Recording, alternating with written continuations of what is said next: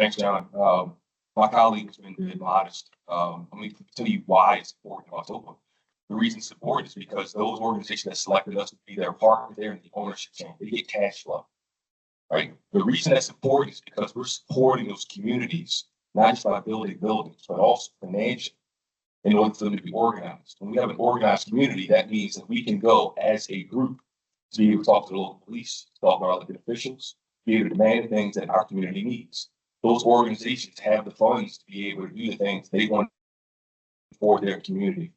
That's the reason why FOCA is important, because we expect that there's going to be a certain level of organization that all communities will want, and we think that there's a way for us to do that given our history. John touched on many of the different financing mechanisms that we've done. There's a bunch of them that we can throw out here. Our flexibility is a 501(c)(3) that has financial capacity to be able to raise funds from the private market is critical. That also means that we're going to be eligible for funds that are going to come from the public side of things just because of our nonprofit status. That means that we have the ability to maximize the type of funds that come into a transaction to minimize the impact on our local government. The Park Heights transaction, which again we touched on a number of times, has 15 different sources of financing. That includes grant, that includes loans, that includes secondary financing. The financing ranges from not just permanent debt coming from FHA, but it also includes some of the governor's funds in order to fight childhood poverty, which helped to fund our makerspace, which we'll talk about a little bit later on. It included funds for us to be able to upgrade infrastructure, of which, because once you start digging down to the ground, you never know what you're going to hit. We found some nonsense in the ground. Because of the structure of the financing, we were able to minimize the amount of money that we needed to get back from the city. Actually, no, zero.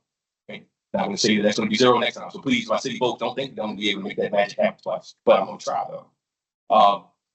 We're also able to use energy funds specifically to improve the climate resilience of this building. So as of right now, we have the first building in the ground with 100 seniors. That building is currently operated under enough solar and battery backup for it to be able to run without any connection to the grid for at least 10 hours. So that means there's a weather event that occurs and the nightfall comes and there's no solar being generated because there ain't no sun. That building still is able to run HVAC, it's still able to run all of its emergency services, internet, etc. And our house needs to be safe. That climate resilience is a part of the financing structure that was put together for this building. That's important, especially being as though we're in a coastal city. So the financing flexibility that the NHPA Foundation has the ability to do is broad. Like, we are a national organization. We want to bring that menu in order for us to be able to pick and choose and see what's happening and hopefully make something new. Yeah. Moving into our approach to transformation management, Mansour, I'm actually going to kick it back to you to discuss a little bit more about Park Heights. Tag, you're it. The transformation management part, let's first start from the top. So as I mentioned earlier, the development team is Black led, which includes ownership. Our partner in this transaction is Henson Development Company. Henson Development Company is a minority-owned business. It is a small minority-owned business, of which, in working with Henson Development, there's a number of things that are occurring. First is being able to help to increase the capacity of a small minority developer in hopes that with that increased capacity, they will be able to help with the affordable housing shortage. Next, that means that they may be able to start hiring. The next part of that is then working with the community. We work with many community partners in order for us to go through the development, not just when the thing is under construction, but also before construction. So for instance, there is a neighborhood association called Park Heights Renaissance, which Park Heights Renaissance wanted to develop their workforce development program, of which we were their first customer to be able to help them with that, of which that funded their clean and green team. So now they are the preferred clean and green team for the entire zip code, largely because of the work that they started working with us. Again, being able to utilize the financial structuring to be able to support local businesses that now then turn into jobs for our people. That then moves forward into, you build the building, congratulations. You're putting new infrastructure in, which it needs to have, right? You're going to go ahead and put in the climate resilience, which it needs to have. You're going to work with as many small minority businesses as possible. But outside of that, what else is there? We made the key part of our plan to include green spaces, mature trees, and public art. That public art of which the community helped put that together. We work with a firm called Art with a Heart on a massive sculpture in commemoration of George Spider Anderson. The 150th running of the Preakness just occurred, and now there's going to be a redevelopment of the racetrack, and there is nothing for anyone to be able to commemorate this man's historic win. Oh, by the way, he was favored too, and it's kind of crazy because 1886 black man was actually favored to win the Preakness, right? Even if he was favored, the question is whether or not they'd say it. With that being said, art is a critical place because we're building place here, right? It's more than just sticks and bricks. It's the green spaces, right? It's what this feels to you. How big are the lights? We're not doing cobras, right? We're doing residential size lights. How big are the streets? We're widening them. Are you able to use the alleyways? It's more than just a place where the trash man comment. All of that was deliberate, and all of that was driven by the community. So with the transformation of this, we utilize the financial capability of the NHP Foundation, what the community wanted, and what money wanted to pay for in both the public and private realm to make those all come together in order for us to make this. Okay. Just some team highlights. We are proud to have combined a team collectively to have done hundreds of projects with Virginia Housing Finance, thousands across the state of Virginia, more than a handful in the city as well. So I'd like to pass it over to Frank to speak about Habitat for Humanity. As a community nonprofit, we partner with volunteers, workforce trainers, civic organizations, and we focus on for-profit subcontractors, small, women-owned, minority-owned, and Section 3 subcontractors. Together, we build houses that are sold to those local low-income families who are first-time homebuyers with an average income of $55,000 per year. Utilizing our 30-year 0%, let me say again, 0% interest mortgage. We are the bank. And with other programs in our toolbox, we can sell homes to these families at closing with a monthly mortgage payment in less than 30% of their gross income. This model has worked since 1988, and since that time, 247 homes were built and sold to first-time low-income homeowners. 56 of those were right here in the city of Norfolk. I want to emphasize my office is right here on Tidewater Drive. Norfolk is my community and my neighborhood. I look forward to building more houses with you soon. Okay, and to highlight some of Peak's success, again, Jennifer, our representative, is unable to attend because they had the grand pleasure of opening their second facility in Newport News, which is going to welcome 200 new children. This is also in partnership with the City of Newport News' Choice Neighborhood Initiative and in partnership with the Virginia Peninsula Community College, in which classes will be taught on this campus and prepare them for a full-time role. Just a bit more about Peak. So it does employ the Virginia Kindergarten Readiness Program, which focuses specifically on early literacy, math, and social and emotional skills. 75% of these families that are served at Peak's facilities are at or below the poverty line. This is sliding scale tuition, so it's based on 7% of income. So no family at Peak is going to pay the true cost of a high quality program, which, as you can see here, can be upwards of an in-state tuition for college. To speak some on the capacity to manage the properties, I'd like to turn it over to Mansur and Ken to speak a little bit about the resident services there. Good afternoon, everyone. My name is Ken White. I'm the Vice President of Resident Services for the NHP Foundation, and I also serve as the Executive Director of Operation Pathways, which is the resident services subsidiary of the NHP Foundation. I'm going to tell you some more foundational aspects of what we do, but before we do that, I just want to piggyback on what Mansur was talking about earlier about a makerspace in the Park Heights community in Baltimore.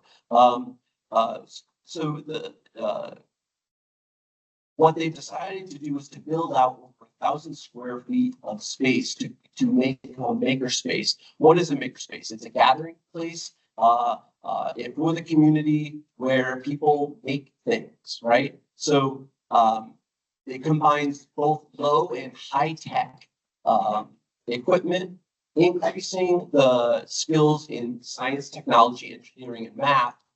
So they're in the same room. You can have robotics equipment, laser cutters, 3D printers, alongside sewing machines and circuit boards and a wood lathe. What's really important about this is it's a multi-generational space, right? Where people from the community is also open to the public. So not only will the apartment community themselves be able to enjoy the space, but the whole public, the whole neighborhood of Park Heights will be able to join in. It builds community. People who build things together have to rely on one another, right? This is really an important part of community. So to backtrack a little bit and talk to you about some of the foundational parts of Operation Pathways, at our core, we hire local social service professionals to serve as on-site resident services coordinators. It's very important to mention. Social services is a local game, right? We want to make sure that people that we hire are from the neighborhoods, from the community, and understand where the resources are to connect residents. That's what we do. That's the base of what Operation Pathways does. Make sure that the residents can be connected to the resources. We often say that from housing stability, all things are possible. This is the formula that we believe in, right? That housing comes first, and that we provide the support systems, all of the other basic needs. And if residents have the housing and their basic needs, then they can build on that foundation. And where financial literacy comes into play, health and wellness programs come into play. And we deliver all of those services. We deliver those services through a model that we call family-centered coaching. And what it is, it's a resident-centered approach. It's a strengths-based approach where the resident is really in the driver's seat of the decision making. And the service coordinator really serves as a coach to walk them along the journey so that they can achieve the goals that they set for themselves and their families. I want to mention two quick programs, two initiatives that we have going on. We participate with a partner that reports on-time rent payments to credit bureaus. Why is that important? We have seen over 1,000 of our residents, since we started this, over 1,000 of our residents have credit this just from this program.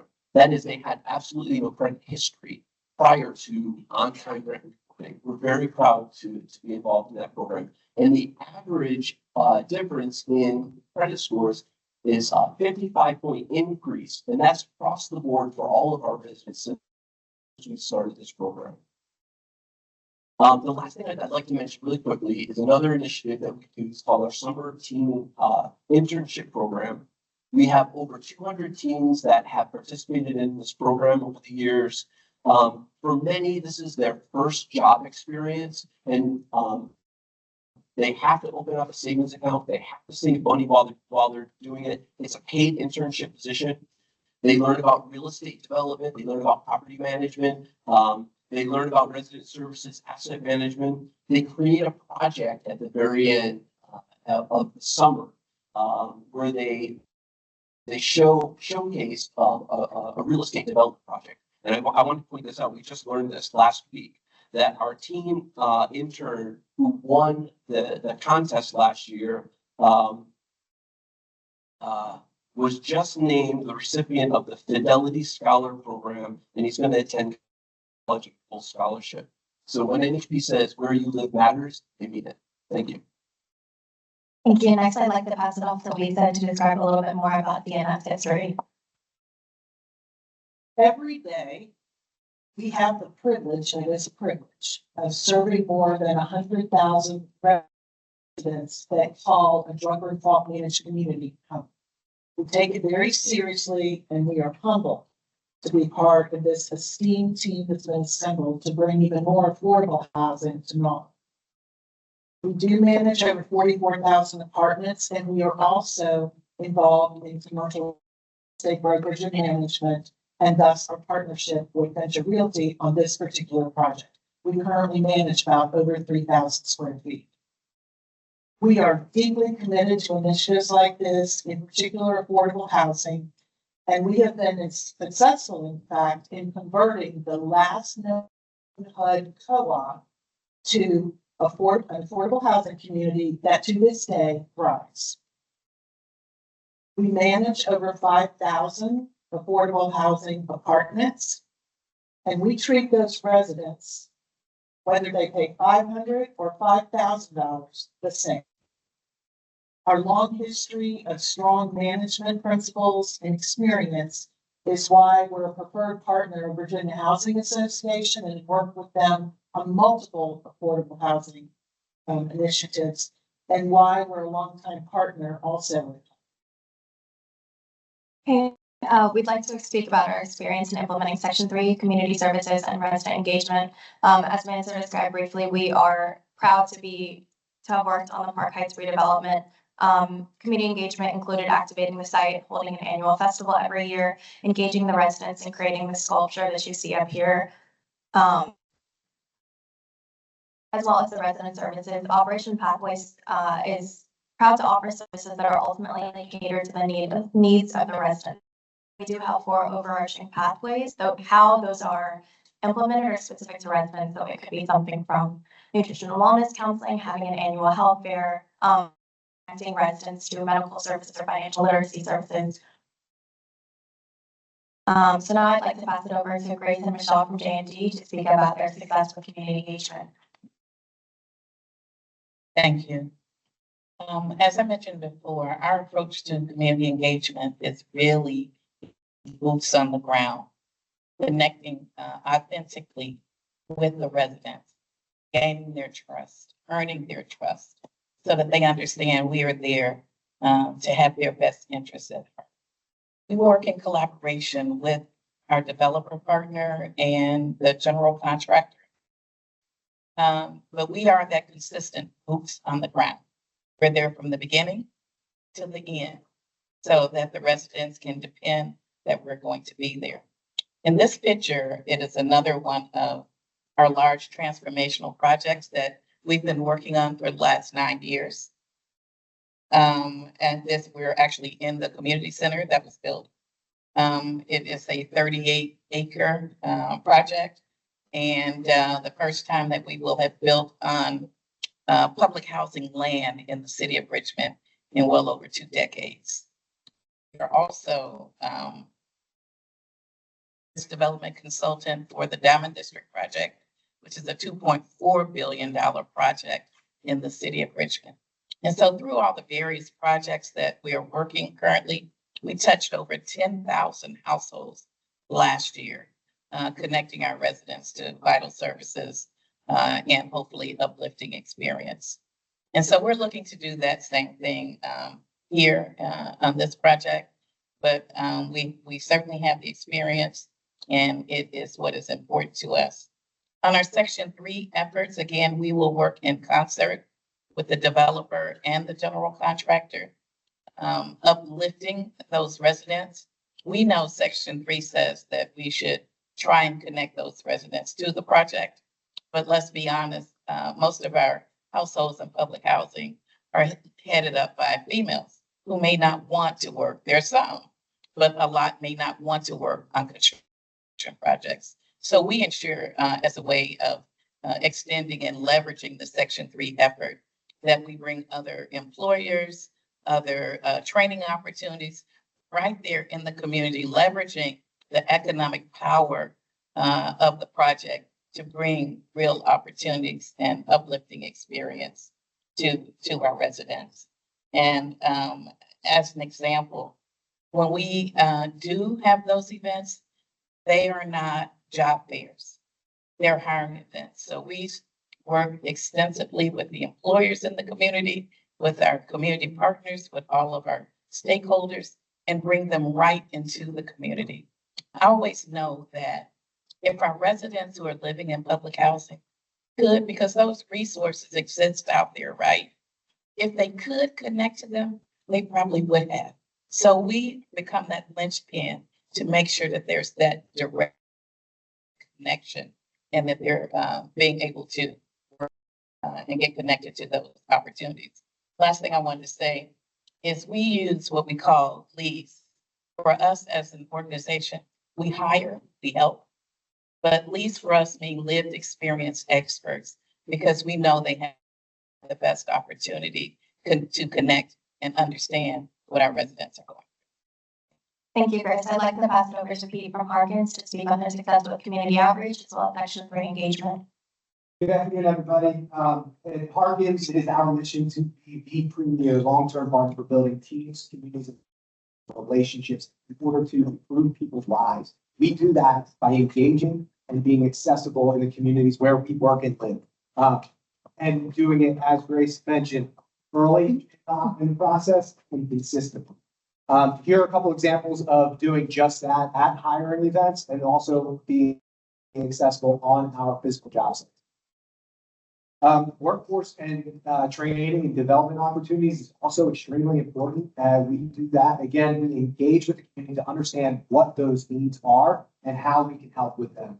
This is an example where we teamed with associated builders and contractors, a paid workforce development program to teach local residents the essential skills needed for the construction industry. I'm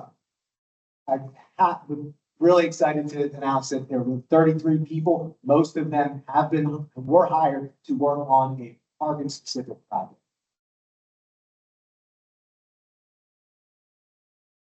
And then finally, our minority and women-owned business efforts. So for Park Heights specifically, we partnered with an MBE, hence the development company who is our development partner. We are also able to exceed hiring requirements for both MBE and WBE on this project.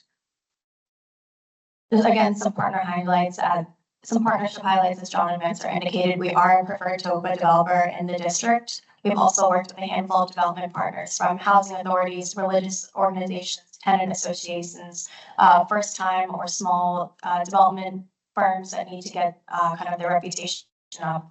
And then projects with MBE and WB and the development team, whether those be development partners or architects.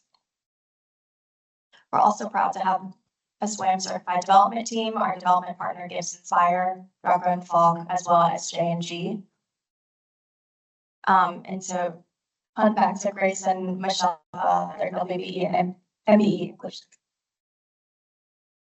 We understand that to really be inclusive for our WBE and MBE small businesses, that work has to begin long before the project. It has to begin and has to be continuous. Long before the project and after the project. So again, it's where our investment in technology has really been important to us because it allows us to track and to know from that very small, subcontractor, like the person that is in this picture. He came to us, he was a Class C contractor most recently. And so we entered him into a program that I co-developed with the Metropolitan Business League called the Construction Build-Up to help him build capacity, him and many others. And as a result, as I said, in 24 and 25, he's now been awarded over $1.6 million in 2024 and 25 in contracts. For our WBE, we started a program called Women in Construction because it's important for us to know what a woman in construction looks like and is. And it's all of us up here. So it's not just the hard hat. So we wanted, again, to be inclusive of the community, of the women in the communities that we serve. So we think it's important that we show them what a woman in construction looks like. I'm a woman in construction. Michelle's a woman in construction. And so we started a summit. And last year we had almost 300 people to attend. The first summit we had 17. As of this year, we have over 250 women to attend, and it's growing.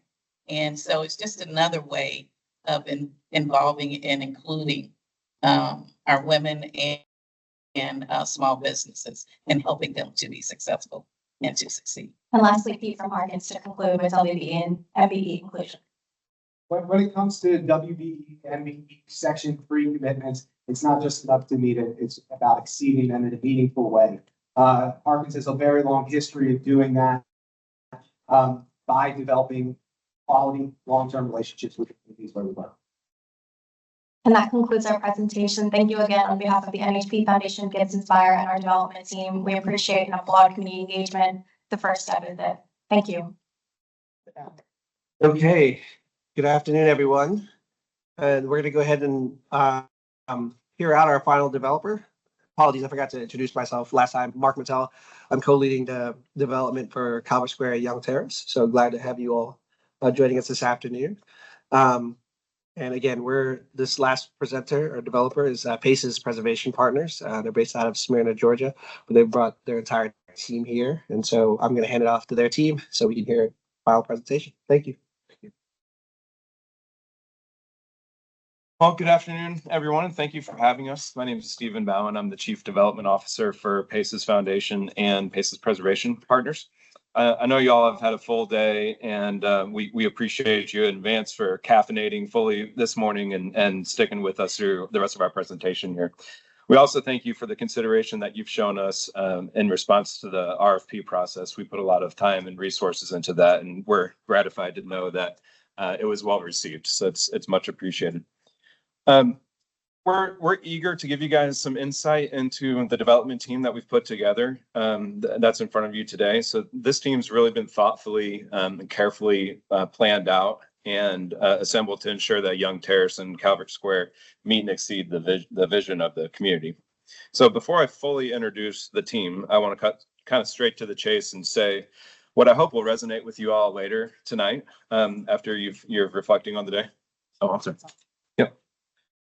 And that is that our goal and what we do is passionately develop people. I mean, that's it. We passionately develop people. And our tool for turning that passion to reality is through housing development and community development more broadly. As the leader of a nonprofit housing developer that's about to celebrate our 35th anniversary, I can tell you that our decision making is based around what is the positive impact on the future opportunity of the residents that we serve. What we don't do is look to maximize profits. That's not what we're about. We all have to make money, but that's not what our vision and our focus really is. And so quite the opposite, really. And our development efforts, they focus around a community perspective. Will our development efforts increase job retention and upward economic mobility? Can we offer job training and financial literacy and after school care? Will our children have better school attendance, grades, and graduation rates? What can we do to ensure that our residents are safe? Is there good grocery and healthy food options nearby? These are some of the key questions that guide our design philosophy. When you add them up and when you pair it with the group of professionals that we have here today that are dedicated to driving those positive outcomes for those questions, then what ends up happening is that we rebuild communities or we build them from scratch. We heighten civic engagement, we increase individual pride, and the positive impacts for all of these efforts ripple through generations. And that's really why we're here, to effectuate change that's transformational and generational in nature. So my commitment to you all today is that we will work for the betterment of the people in this city, full stop. All else comes after that. Pace's Preservation Partners is made up of 501c3, Pace's Foundation, which I represent, and Soho Housing Partners, which is represented by Steve, Alexis, and Daryl, who you'll hear from in a moment. The Pace's Foundation was founded in the early 1990s. As I mentioned, we're about to celebrate our 35th year, and the sole mission of our foundation is to develop affordable housing across the Southeast and the Mid-Atlantic. Over the years, we've grown to develop over 5,000 housing units and targeting seniors and families and folks with special needs and disabilities. We've worked in countless cities, counties, and various agencies at all different government levels. Over that time, and augmented by the help of our partners at Soho, who are exceptional developers, and yet better yet, they're exceptional people. That's kind of the theme of this whole team, is that we've become a best-in-class developer, repeatedly working with some of the nation's best investors and lenders across the country.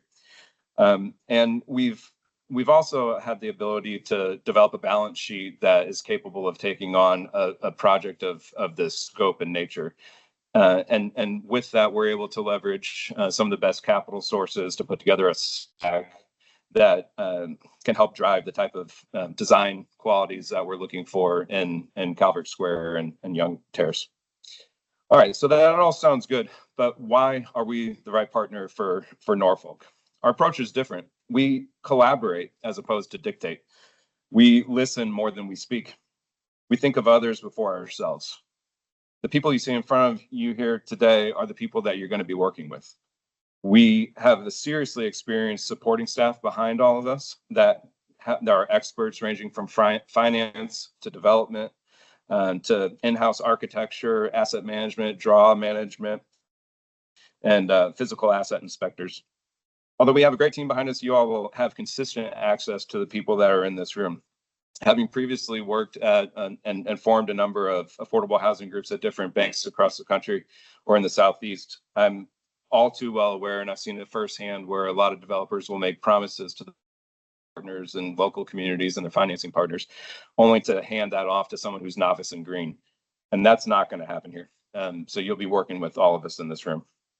So it's my pleasure to introduce to you all Soho Housing Partners, SL Nussbaum, our very experienced property management company that's located right here in Norfolk. VHB, our civil engineer with tremendous local experience, and Torty Gallus, our lead architect, who's been around for over 70 years and doing wonderful work. Their portfolio is unrivaled. Troy McGee is here representing Torty, and I'd like to see if he'd like to come up and introduce his firm and his.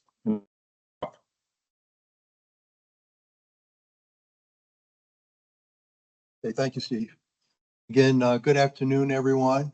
My name is Troy McGee. I am a principal at Torty Gallus and Partners in the actual DC office. We also have offices in Tampa and LA as well, Los Angeles. And so, as Steve has mentioned, we've had the pleasure of working with communities throughout the country. And so, I mean, you can see the numbers up here. I'm not going to go through all the numbers because the one thing that is near and dear to all of us are the relationships that we've built. Because that is really the important part. Because buildings, they're just the physical piece. What we look at is we contribute to what we call neighborhood making. People are the essential part of neighborhood making. So again, it just goes back to those relationships that we like to be able to participate and join in the communication and the support that we provide for one another. It's the focused goals that we all have for the greater good.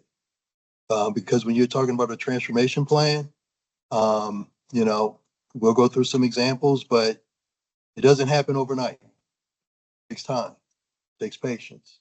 It takes everybody, again, looking out for one another.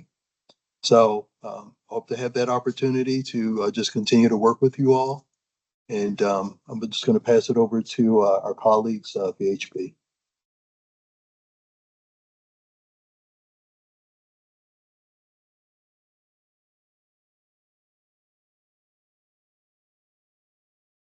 Good afternoon, everyone.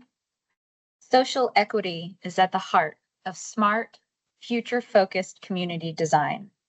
At VHB, our planners, engineers, and scientists work together to foster diverse and livable neighborhoods.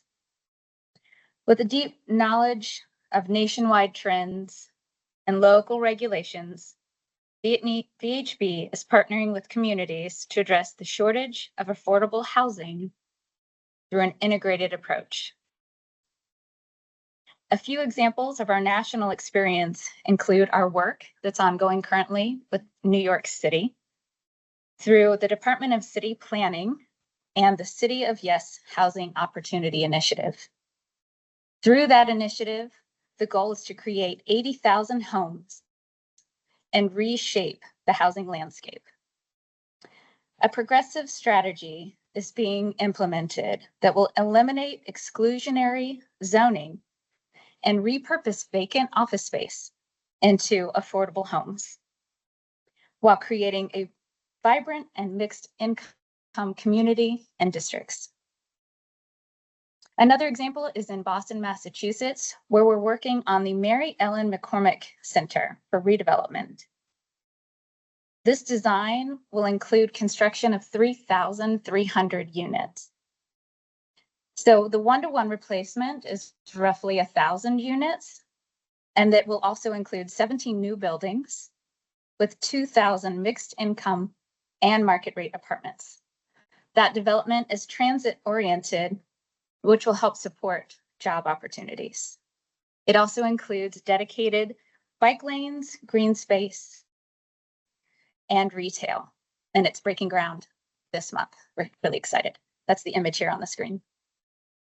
The third project that I'd like to mention is in Worcester, Massachusetts, and that area is in a housing crisis. So the plan there is to create 8,600 units over the next 10 years, and VHB will be involved in the creation of roughly 680 of those units. The area is a gateway city, and it anchors the regional economy, much like Norfolk does. Affordable and market rate units will be incorporated. 3 housing projects are currently underway there.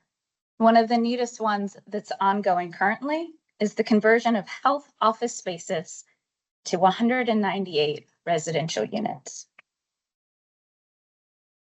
So at VHB, what we bring together is the integrated services approach. And we're civil engineers, we're planners, landscape architects, transportation, traffic, infrastructure engineers.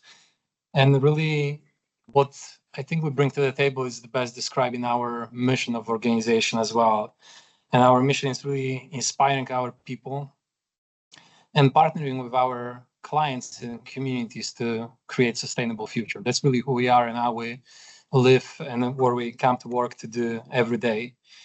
When Kim presented multiple examples across our company footprint all the way down from Maine to Florida, we're here local. We have several offices here in I-64, just a couple of minutes here from this space.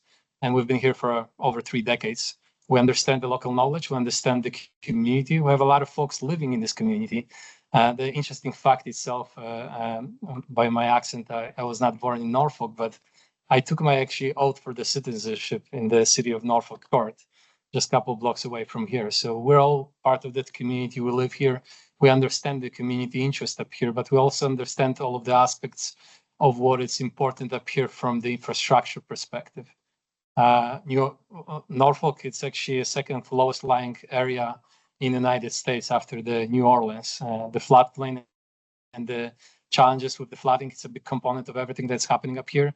We've done this on many other projects up here. We know how to navigate this process with the city of Norfolk and really with the all other reviewing agency, and know how to really run the process through the approval process. Some examples of the project that we've worked here on the local space, it's all of the work with the Old Dominion University, with the Norfolk State University, with many healthcare clients like CHKD, Centara.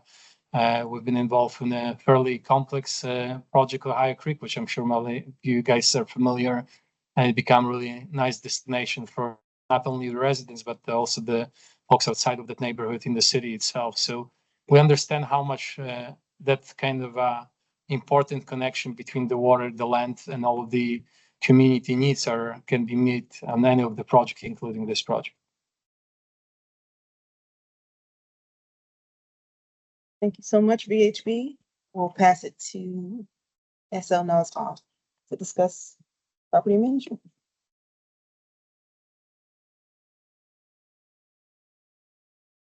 Hey there, we are here representing SL Nussbaum Management Company. We have been around since 1906. We currently manage roughly 30,000 apartment homes, both market, mixed income, affordable. We are going to get more into a little bit more detail about compliance and management further down in the presentation, but I think we just wanted to introduce ourselves. I am Joy Herlong. I'm Vice President and the Director of Affordable Housing Compliance at Nussbaum, and I have been with the company for 24 years. And my name is Araya Rogers. I am a regional property manager with Nussbaum, and I've been here about 12 years. So yes, we will get into this a little bit more in the presentation, but just introducing ourselves. Thank you.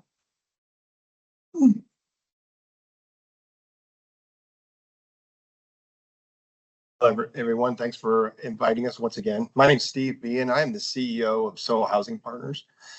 About 5 years ago, we partnered with the Paces Foundation to create Paces Preservation Partners. And as Stephen alluded to, is the idea is to build and develop a community-based, thought development company that really is centered around trying to find thought-provoking development plans to create more than just housing, but community redevelopment.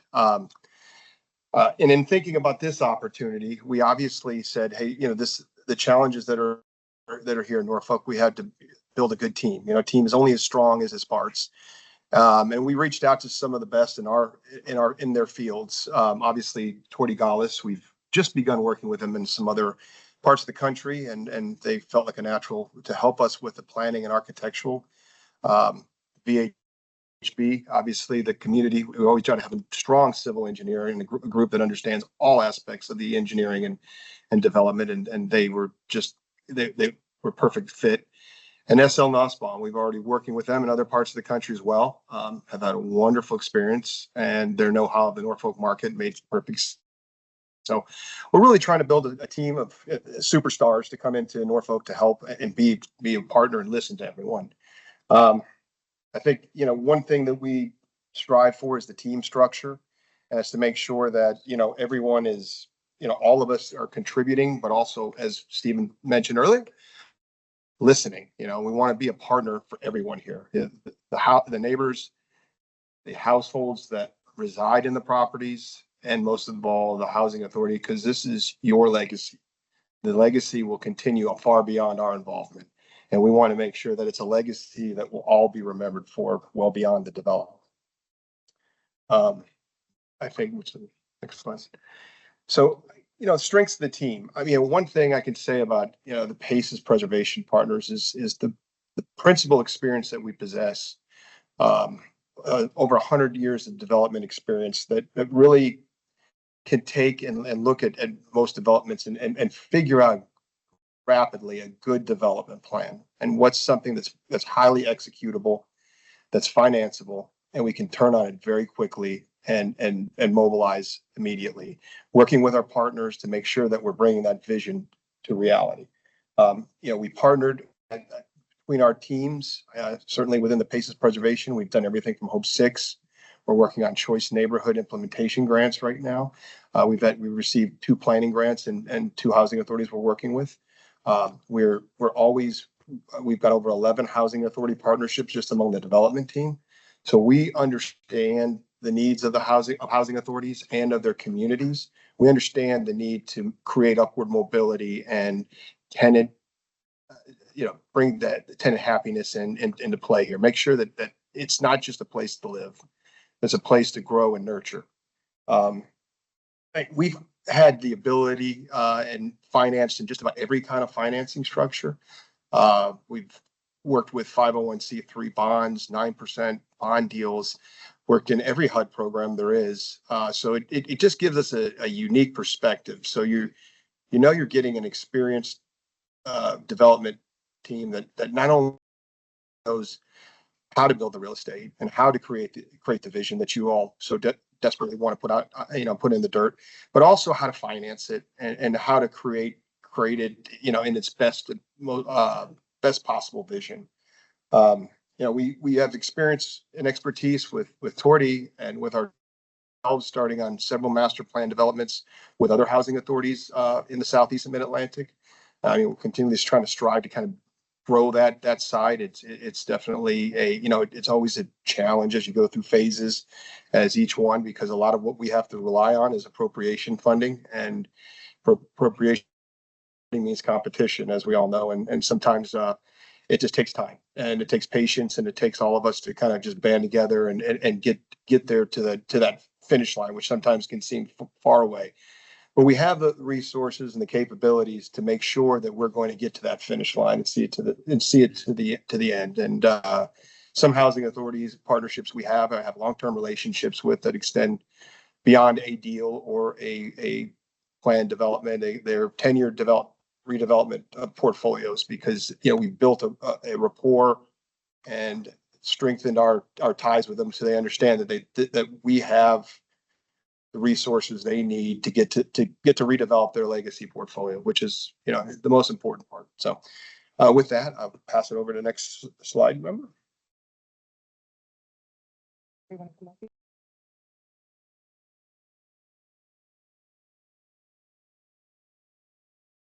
So next, we want to talk about our process. How we work with the community, and it's also along the lines of the CNI principles. So, we talk about how we work with people, just strategies for self-sufficiency, support,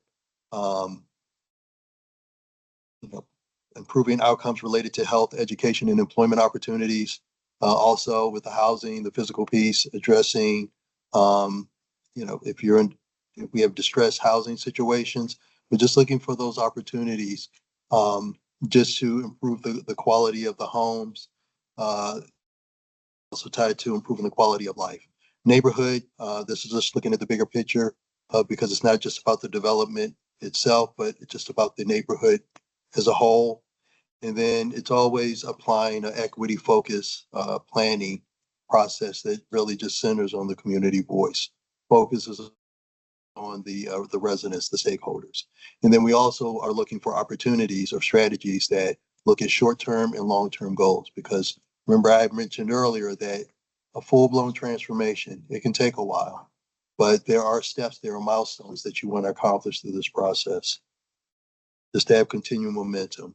Community engagement, it's building trust, again, going back to relationships, it takes time. And this is just where, as it was pointed out earlier, we want to listen more than we're actually talking. So it's a transparent process, and we want to just make sure that the goals that are being established, they're really, it's led by the residents and the stakeholders. There are things that we're just going to learn from each other. There's an expertise that we as a team bring to the table, but there's an expertise that our colleagues, our stakeholders are bring to the table as well. So us listening to each other, building upon one another, this is how we develop a positive outcome from this process. We engage the residents early, want to hear, what some of their concerns, what are their goals, what are their needs. And then it's also just the collaboration with the public agencies, and just making all of these engagement meetings, this whole process, just making sure that there's easy access to these sessions, and just making it just so that it's in a time frame that works with everyone's busy schedule. Troy, we'll pass it off to Steve Bean to speak on our shared vision. Is that working? Works now. Perfect. Why waste the time stepping there? Yeah, I think I'm just following up with what Troy just said. Aligning community feedback is the critical choice neighborhood implementation plan. Our desire is to make sure that enough of these meetings occur, and that we're listening. One such example we have is a project we're working on and getting ready to a planned application in another community, and the local neighborhood has a small young entrepreneurial. And what we've done is we've created a apprenticeship where they can work with the developer to kind of, as we do some of our development activities, to create a vision, and understanding of what it takes to be entrepreneurial in nature, how to create, something, what we're doing. So these are the things that reaching out to find out what the community has naturally within its boundaries that we can nurture, as well as, as part of the building process. Our desire to facilitate, the visions and have sessions that's very collaborative. So we're bringing these ideas, putting them on paper, creating something that can be implemented. Putting designs out there that we get continuous feedback. We'll show some examples in past deals we've done where we put out charrettes. Certainly our housing authorities are part. We brought to the neighborhoods. The housing authority or our neighborhood community asked us to do that. It said, what colors? What blends best? And we've taken the feedback, so that's, that is where we're gonna go. So there's a sense of, community and ownership entitlement there that everybody should have. That brings, once you have that sense of entitlement, you have a sense of pride, brings more back. We want to make sure that we're bringing services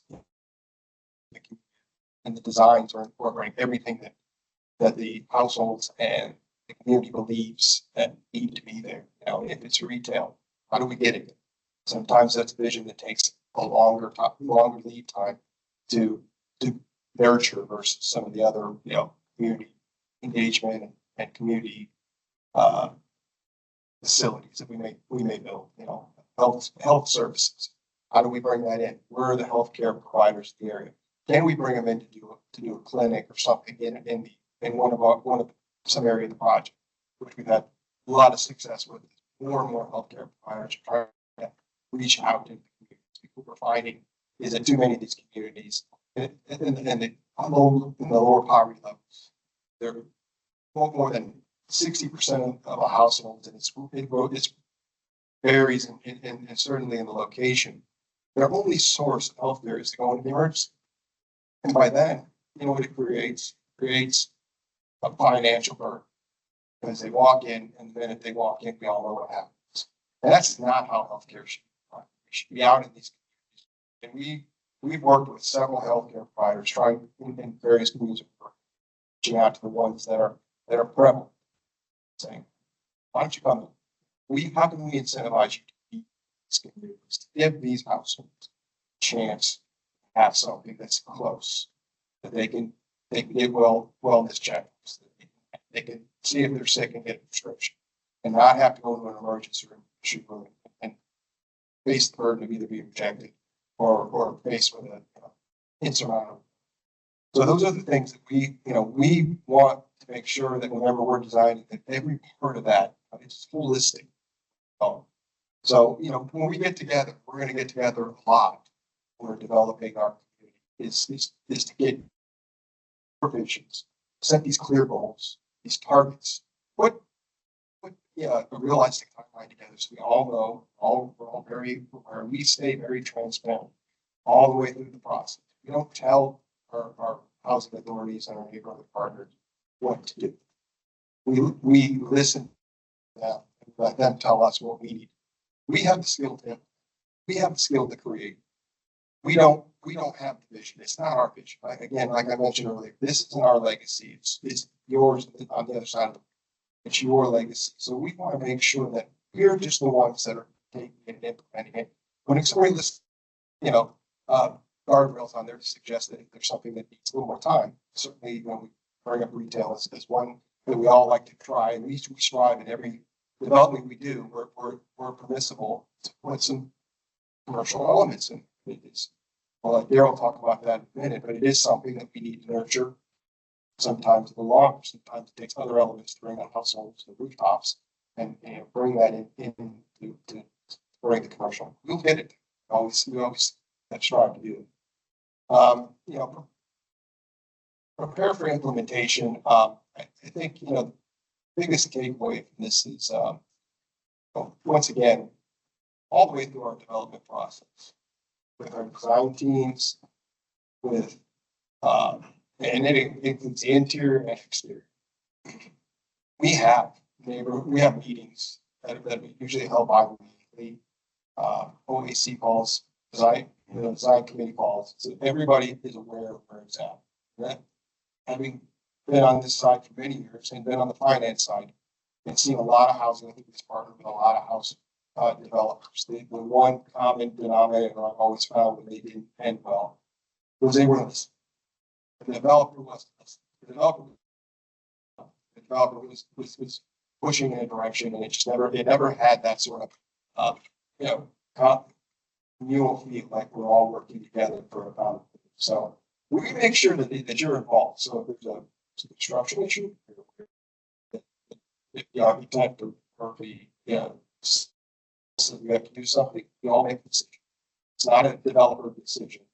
We probably have a lot of the guarantees. It's a decision we're going to make together. want this, we want everybody to be pleased. You know, as we go through the public and private approvals, submissions and CNI, all these, every aspect of this we have outlined, there would be involved.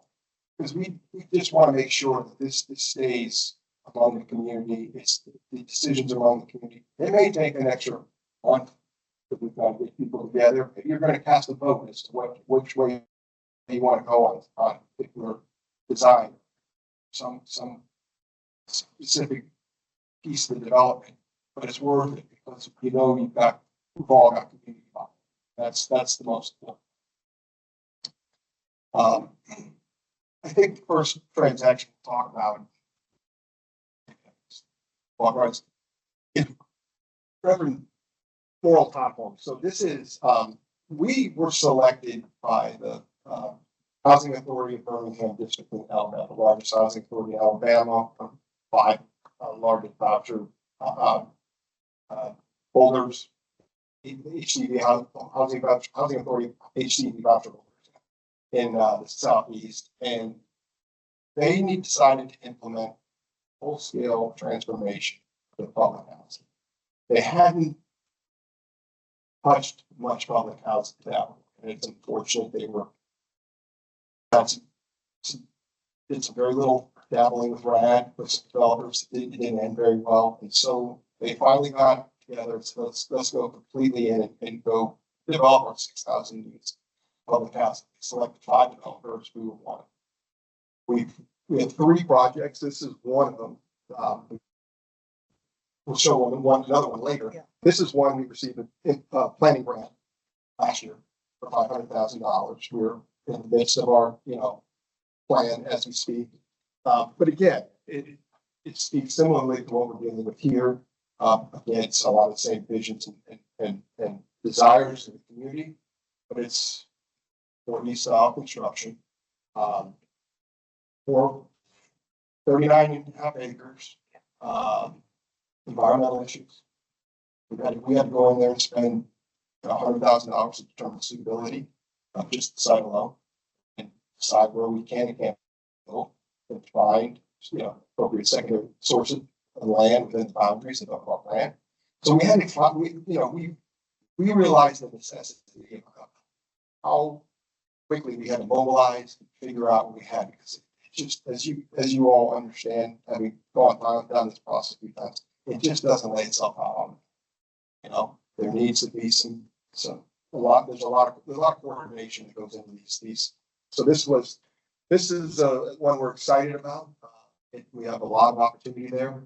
We're planning quite a bit of community and commercial elements to go along with the housing, as well as income for sale.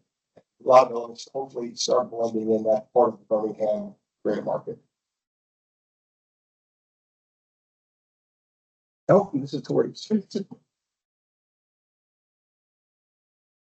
Hi, this is another example of revitalization under the Choice Neighborhood Program. So, and actually it didn't start out that way. This is West Lawn Gardens in Milwaukee, Wisconsin. And so this is a 75-acre site. Existing units, a little over 700 units. Existing school on site, public school, as well as a community center as well. If I remember correctly, it's sort of like a Boys and Girls Club. So we started this master planning revitalization back in 2008. And so, yes, this was before Choice Neighborhood even existed. So through numerous tax credits and other funding sources, this is a development that is close to 1,000 units with a variety of building types. And so if you look at the master plan, on this here, even at the top, you'll see, you got the bigger bars and some of the smaller little squares. So that's a combination of multifamily buildings as well as townhomes and smaller apartment buildings. So you have that mix there. But then also just the other supportive services that went into place, or just setting up a plan to house certain services and amenities. For instance, there is a 15 or 13,000 square foot maintenance building, but then also a 12,500 square foot incubator space. The other thing that it includes is a community garden, and out of that community garden, you actually have a teen program associated with it, where the teens actually are able to sell the produce that comes out of this garden. So they've actually established a business, associated with this garden. The focus, again, going back to people, there's the cradle to college or even just having a career. So they're just the educational services that are in place. Even things like having small mobile book exchange throughout the site where folks can exchange different books. Then also the small grocer is also included in this, as well as there was a mobile library. So there was just a variety of housing types, housing strategies that were associated in the revitalization effort here. Even what you see in this construction photo here, this is even the use of modular homes or some type of system to just see how you can make the construction process or the implementation process more efficient. And then it's won numerous awards. The CNI piece that I did mention, it did win a 2015 CNI implementation grant. So you think about it, 2008, the 2015, that momentum still kept going even through tax credits. And then 2015 beyond, tax credits as well as choice neighborhood. But 2024 is when this has been completed. So 2008, 2024, 16-year process roughly. But the momentum has always continued. There's always been housing and opportunities for the residents as we've gone through this process. And here's another example of a project we've done recently. It's one of our smaller projects, but it's a good example of a transformation project. This is in Charlotte. It's called the Legacy of Car Heights. It's a 120 unit mixed income senior. It's income averaged.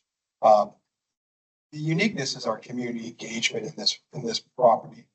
The site is located in a neighborhood with a very strong neighborhood coalition that it had a very strong, they've been trying to stave off gentrification in that area and with very little success. And it didn't have a lot of money, but they were very vocal.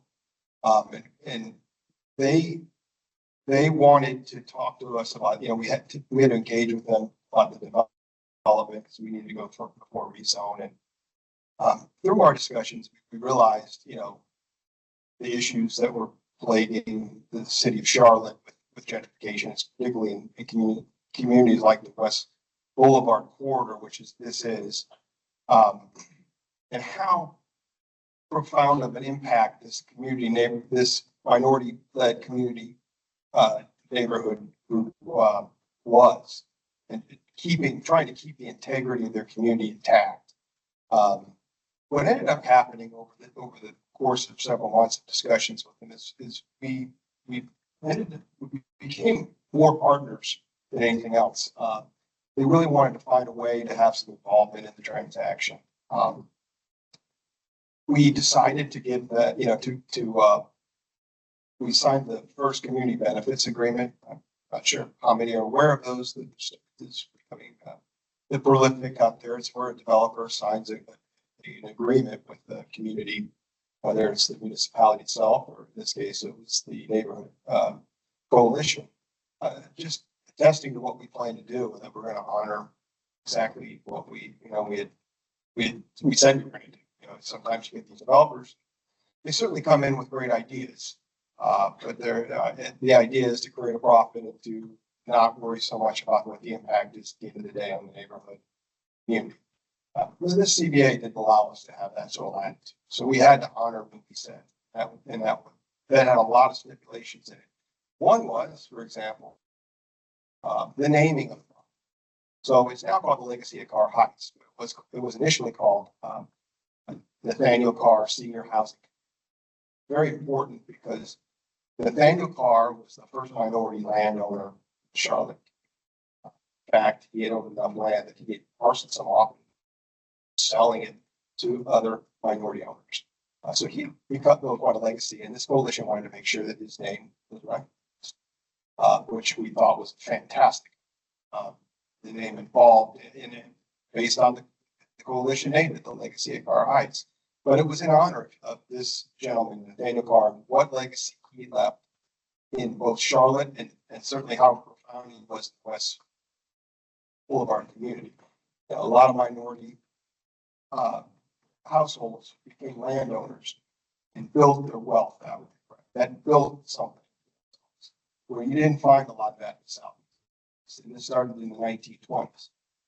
To further that, you know, we offered and did build a legacy garden, which has placards all around honoring Mr. Carr, as well as we have a library on the third floor that has a wall of a memorial wall to him and his family, lots of pictures and placards, lots of information. So we did that, but that wasn't enough.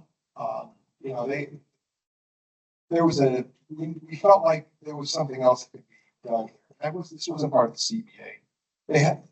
The neighborhood had to have a small land trust. It did mainly there were single family ground leases for Habitat for Humanity. And we thought, what if we helped you raise money, buy this our site, and then ground lease it back?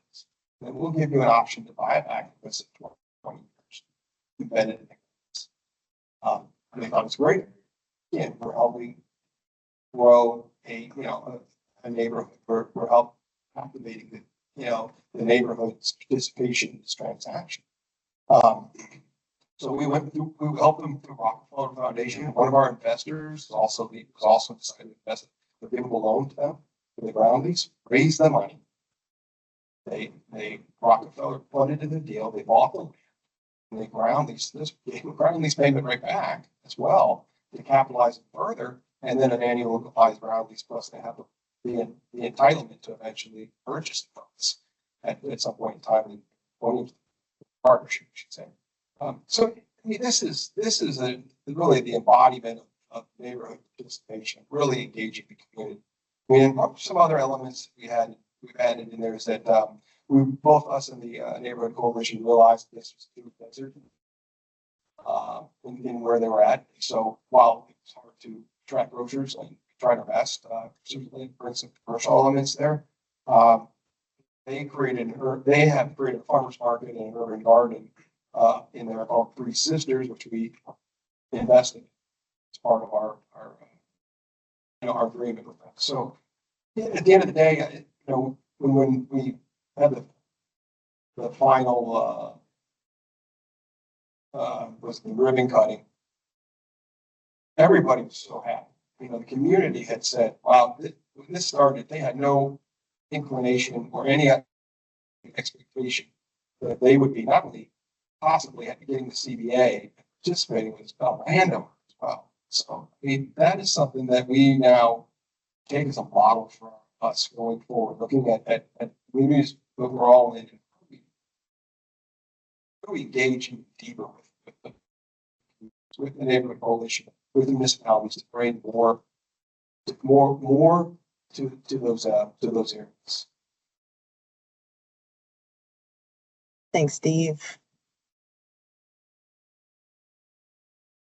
Now we'll pass it off to Stephen fairly quickly to talk about insurance for you. For me? Stephen.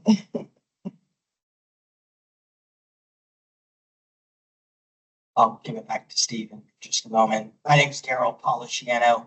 I joined the PACES about 5 years ago. My background leading up to joining PACES, I've got 22 years of retail and commercial development experience, which dovetails very well into the affordable housing space, and has been quite a wonderful couple of years with this team. I wanted to talk briefly about retail specifically. Steve indicated in Charlotte at Legacy of Car Heights, we had initially explored opportunities to bring grocery to that community. And like many communities, you all are familiar with them, it is easier said than done, of course. With the West Boulevard Coalition in Charlotte, the coalition ultimately decided to focus their energy and some of our dollars and some of the other community dollars trying to develop a ground up farmers market and co-op called Three Sisters. Here in this community, we understand that there are similar needs. So I'm here and have assisted on some of our other projects on the retail side of the developments. We're working on a project in Atlanta right now, which will have what I think we're currently calling sort of a community/commercial space as a component there. As the community grows, we'll have space there to continue to offer additional services and hopefully retail services to the community. My experience is with the grocers in particular. I've done work and developed for most of the grocers that we have here in the Norfolk community, as well as quite a few others. So my experience in the retail spaces is long and storied, and to the extent that there's some of those opportunities to include commercial component to anything we do in Norfolk, I will be here along the way and be able to hopefully make that successful.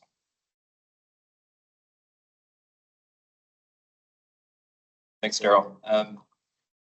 From a financial experience standpoint, I think we have some of the deepest experience of any of our competitors that we know of. Specifically, I guess I'll single out myself and then Steve. We both spent a lot of time on the capital side of the affordable housing world earlier in our careers. And between the two of us, I think we closed about $5 or $6 billion worth of investments, loans supporting affordable housing across the entire country. And that from going through that process and being in committees at various banks and talking with the JP Morgans of the world and the US banks and a lot of our financial partners, I think we'll hit later, we are as abreast and attuned to the current financial markets as anybody. In fact, we wear out a lot of our financial partners, just quizzing them about where are rates heading and where are they right now, what's the proper execution for this deal that we think we can get off the ground in 4 months versus the deal that we can get off the ground in 8 months. And so we are very sophisticated on that front.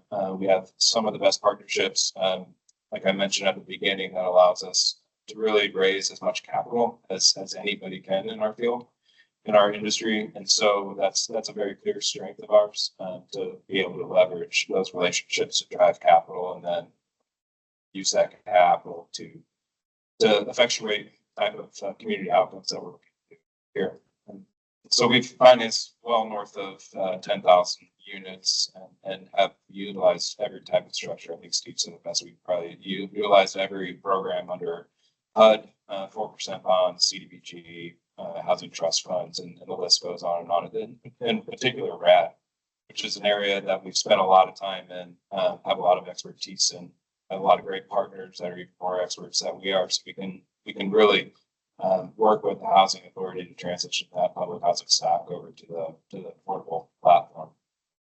That's good. I think to add one part to what Stephen was saying, we're in unique times. And that includes on the financing side. There's a lot of credits have hit the market over the last 5 years. We've seen costs go up, and the cost means more tax credits. And we all know that in these deals that will be marked on tax credits will play a part, because it's the one public utility financing utility product that's out there that works best, fits, it's malleable enough to make a lot of these transactions come to fruition. And I say that to say that there's an ebb and flow in the marketplace right now. Not everybody's successful selling their deals and getting them done because there's so much. And the big banks, as big as they are, hitting insatiable levels each year. And we are closing quite a bit of deals. We're primarily a workforce and affordable housing developer. And right now we're, in the midst of closing about 10 deals. Some of them are rad, probably almost 40% of them are rad deals right now.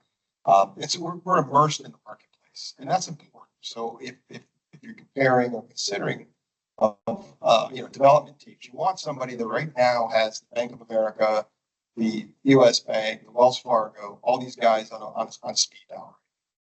It's not like it was 10 years ago. Somebody can't call up and go, "Hey, I got a deal. What can you do?" And everybody's going to come on and run out and do it. It's just not there. But that's not to say it can't get done. But it's important to have both sides of the ledger, if you will, kind of in your corner. And that having that financial experience and those contacts that we have, and the fact of closing it with a lot of these big banks, a lot of these big financial institutions means that we can carry that over because relationships matter. Paces is its 35th year. They've never defaulted on a loan.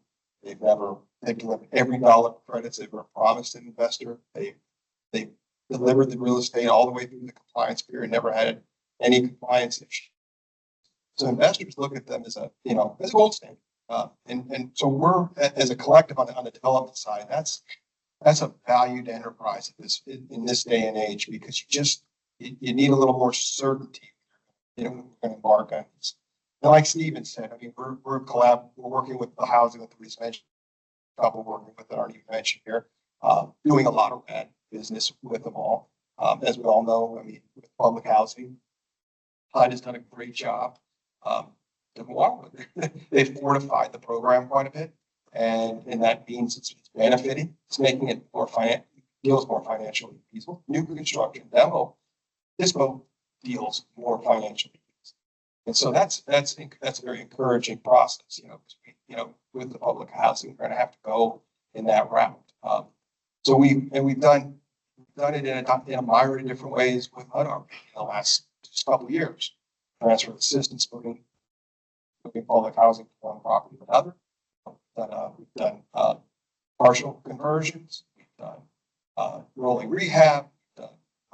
We've done all kinds of different aspects that taking a little time to get through HUD, but certainly it's not. None of it to us is foreign any longer. And beyond us, we have the legal, and accounting and consulting mind that have worked with us because they know we're a consistent flow of business for them to work with us on all these things. So we know whatever challenges that may be presented, whether it be for the real estate or all together, we're going to get through it. It's just been fortunate. I say fortunate now that the past is the river here. Maybe I wouldn't have said fortunate at the time, but yeah, we've done it. So that's something.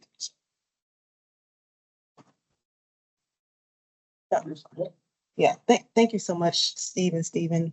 I think in the midst of time, we're just gonna move forward and wrap it up. Good afternoon, everyone. Thank you so much for listening to our presentation.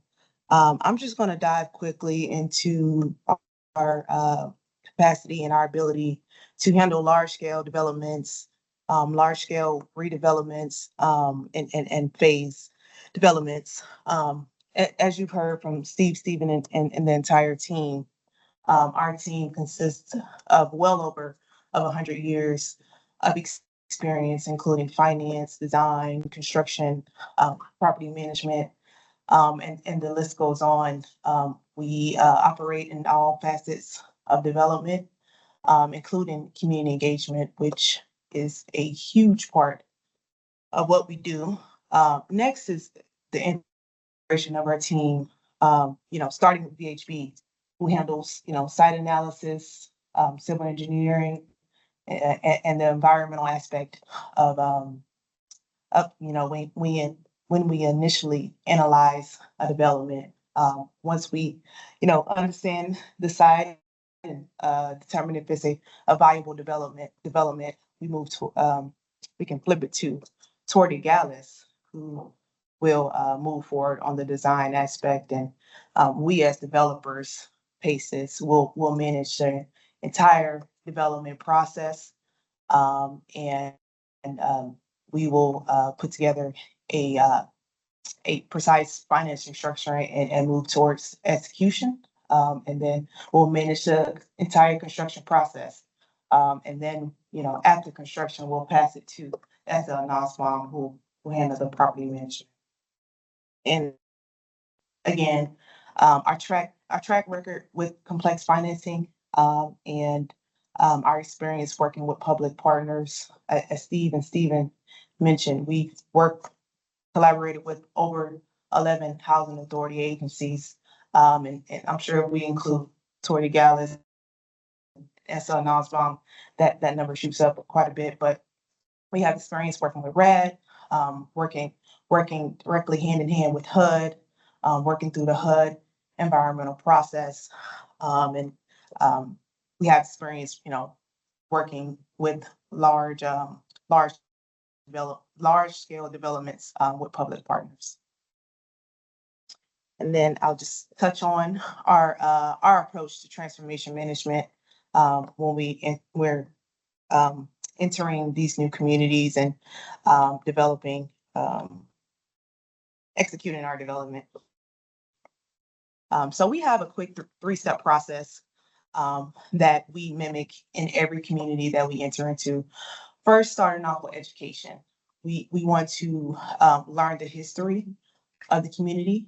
We want to learn the legacy of the neighborhood and market. The legacy at Carr Heights is a great example because, as Steve mentioned, Nathaniel Carr, he was a farmer and he owned a ton of land in the West Boulevard neighborhood, and he owned all this land and sold land to African American families who wanted to be homeowners as well. So we wanted to honor that, and we did.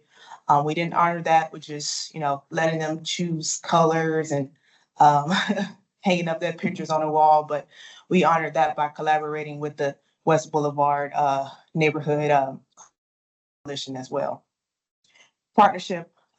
We didn't get to Metropolitan Apartments, 176 unit development we're building in Atlanta, Georgia, but a good representation of the partnership that we're partnering with the Atlanta Police Department, which has a new precinct. You can kind of see it to the left at the top photo, but once we acquired the site and noticed that the Atlanta Police Department was right next to us, we immediately said we have to partner with them. So the Atlanta Police Department, they will have a private entrance and exit to our site, and then they'll do nightly patrols through our site. And this just, one, it makes the community safer for our residents, and it just shows how we ingrain ourselves into these communities. And then last but not least, execution. This is the most important piece. Now, when we get all these, partnerships, we get all these members together, public housing authority, we have to execute. And that looks different within every market and within every development. Pointed out the Reverend Morrow Todd Homes in Birmingham, Alabama, that has to be a build first strategy with the Birmingham Housing Authority because of the environmental issues we're dealing with here. And the legacy at Carr Heights, that execution, we helped the West Boulevard Neighborhood Coalition raise funds to purchase the land from us and ground lease it back to them.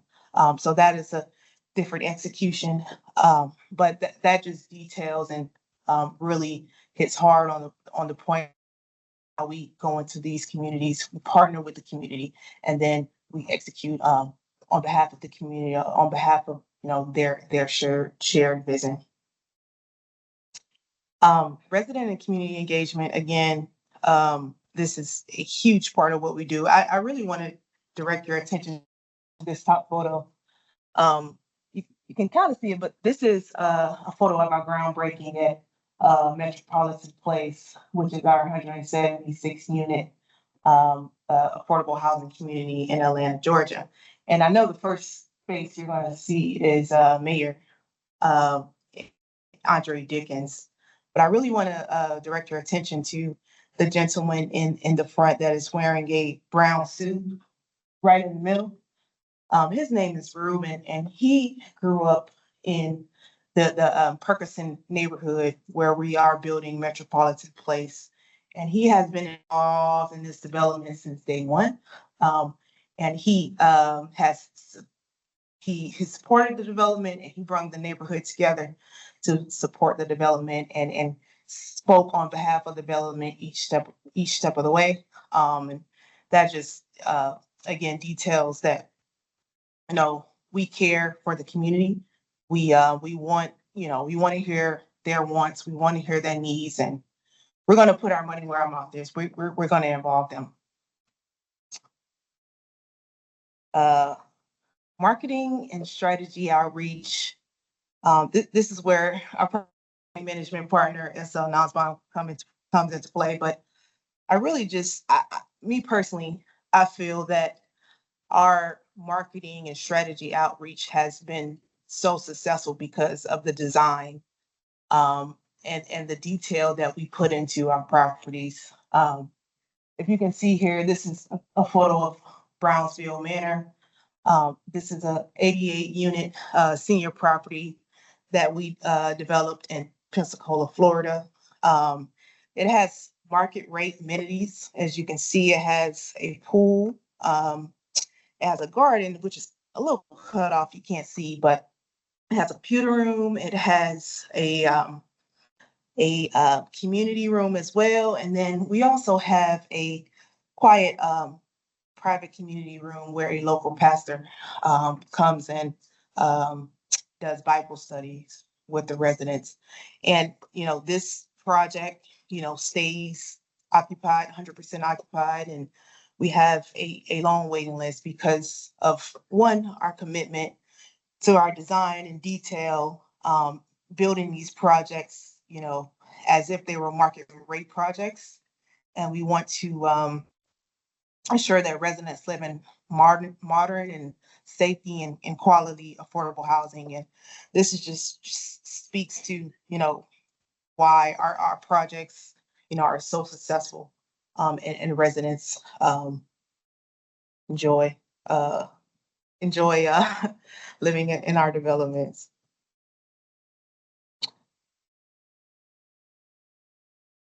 I'll speak on this last thing, and I'll wrap it up with SL Nussbaum. Knowledge of codes and regulations and financing. This is important because when we into these new markets, when we come into these communities, we want to lean on our local partners like a VHB, Torrey Gallus, and SL Nussbaum. When we come into these new markets, we do follow their lead, but we kind of merge our expertise with theirs. We merge our development, our management, our financing, and our ability to execute with theirs. And we bring them in fairly early. Like I spoke about earlier, we'll bring, soon as we have a development, soon as we have a site, we'll bring in VHB so they can analyze the site. They can look at the environmental and the viability of the site. And then that gives us the ability to, navigate local and state and federal regulations. And we operate across multiple states, 11 plus states for PACES, but I'm sure if we include Torrey Gallus and SL Nussbaum, I'm sure we exceed more than 20 states. So we have a deep knowledge of diverse regulatory environments, and we know how to execute in various markets. And with that, thank you so much. I'll pass it to SL Nussbaum to wrap us up. Thank you so much.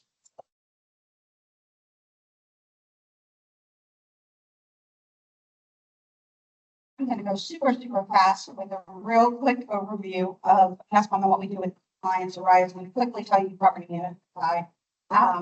So as I mentioned earlier, we manage roughly 30,000 apartment homes, half of which are affordable. We manage a variety of different affordable housing programs, the low-income housing tax credit program, many of which are averaging. We do home, we do RAG, we do housing, we do project-based Section 8. Any local or city funding, we also oversee. So we oversee all aspects of compliance. On my end, I have a department of 10 spread up and down throughout the East Coast. We oversee the review and of all resident and applicant files. We don't allow unqualified households to into the apartment homes. And we provide, most importantly, training for all of our staff every single month to make sure everyone is aware of the affordable housing rules that change sometimes, and you have lots of different rules, and we make sure everybody is trained. So that's a real brief overview. We have a really robust compliance department. We oversee a lot more than probably most management do. But that's just a brief overview, and I'll let Raya real quickly talk about property. Thank you. As Joy said earlier, we do manage 30,000 units from the mid-Atlantic to the southeast. Various different types of properties. One thing I did want to touch on real quick, because it is a common goal of everyone here, is that we've really developed a niche to serve our mission-driven client who have extensive plans for resident services programs. And we've been able to integrate those programs into more than 50 of the properties that we do manage. And some of those resident services include, but not limited to, things like before and after care for programming for children, mentorship or tutoring, adult education, food distribution, employment assistance, and being liaisons for healthcare needs of residents. So that is something that closely aligns to something everyone's very talked about today. So I just wanted to add that in there. Thank you.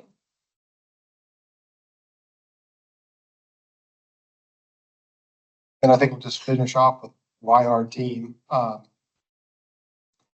think we give good enough detail, but I mean, just to briefly run through these last points. I mean, we've got a proven success partner with public housing authorities on RAD, LIHTC, mixed finance HUD programs, strong relationships with the equity investors and lenders, and mission driven. We work with mission driven capital providers where possible. We demonstrated ability to deliver high quality, energy efficient, environmental, sustainable communities. We understand the HUD regulations. We understand the CNI requirements. We understand working with households and the communities at large within the neighborhood boundaries, including, and we understand the environmental review processes and compliance standards of FHEO. We're committed to inclusive engagement, as we spoke, with resident first planning and equitable community outcomes. Want this to be something, as we mentioned and brought up several examples, where it's not just the development team that's benefiting from it, it's the community at large. So that's, I think, we hope we passed on to everyone, is what makes us sort of stand out. We're here for the community and not just to be a developer. With that, we're ready to partner and ready to deliver for you guys. Thanks again for the opportunity. Taking the time to listen to us. Awesome. Thanks. Awesome. Yeah. Thank you, everyone. Just want to acknowledge Councilor JP Page just joined us. Thank you for coming. And again, just a quick reminder, we recorded all of the calls, the presentations. So we'll distribute those to everyone that's in attendance and to all the development teams so that you all can review them afterwards. So after we've concluded this, we'll coalesce those together. I just want to quickly go over our next steps. So we just finished that developer presentation. Each developer will go into their own closed interview process over the course of the month. And our anticipation is that we select our future partner out of the shortlisted finalists by June 30th. And with that, all of this is in preparation for the July 14th to 17th public charrette. We want to make sure that our development partner is on board before we go out there with the community to develop the master plan. We do this together. We did all of the data gathering over the course of the spring with the community. As you can see from the calendar, and now with a development partner, we'll build what that master plan would look like. So again, if you have any questions regarding the development, please reach out to Leah Bird regarding anything NRHA related to the project. The contact information for anything development related for Calvert Square and Young Terrace is located below. And last but not least, I want to thank Calvert Square and Young Terrace residents for their continued partnership in this. I want to thank the city of Norfolk for your flexibility and partnership throughout this process. We couldn't do this without you. I want to thank Gilbane Development Company for the professionalism and thought process that you put into your presentation. The NHP Foundation also for similar professionalism and thoughts around your qualifications to do this project. And last but not least, Spaces, thank you. That was a very great presentation of my qualifications about working in communities like ours. It's going to be a hard decision to narrow it down to that single one, but thank you all for your professionalism. Last but not least, I do want to give a shout out to my colleague Donovan Brown, his supported student leadership over the course of the spring. I don't think we'd get here today without this process. I know you all have been communicating with him for the last part of the spring. So I just want to give him a big shout out for getting us here today. So I appreciate it. And with that, we'll conclude. And all the development partners, we have, you all have your individual interviews scheduled and we will convene afterwards. Please reach out to us if you have any additional questions. Thank you. And for those online, thank you for joining us today.